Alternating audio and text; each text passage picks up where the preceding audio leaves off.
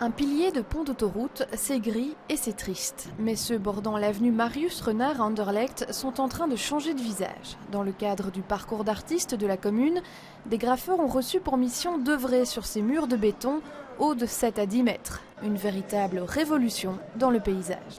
Donc c'est vraiment plein de styles différents, toutes les fresques sont différentes. Et voilà, c'est un bon patchwork de ce qu'il y a moyen de faire.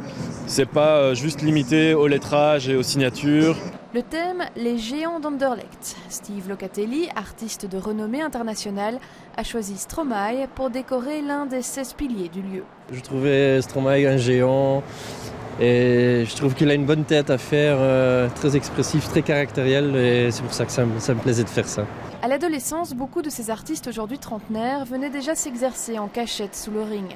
Un lieu secret et fascinant baptisé Hall of Fame par les initiés, à 2 pas des piliers du pont.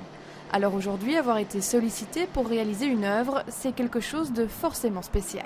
Je viens ici déjà depuis 92, 93 et Nerpeet pour moi c'est quelque chose de très nostalgique aussi. Et de faire les piliers ici et que ce soit autorisé, c'est magique pour nous pour pouvoir faire sur un endroit tel des fresques énormes.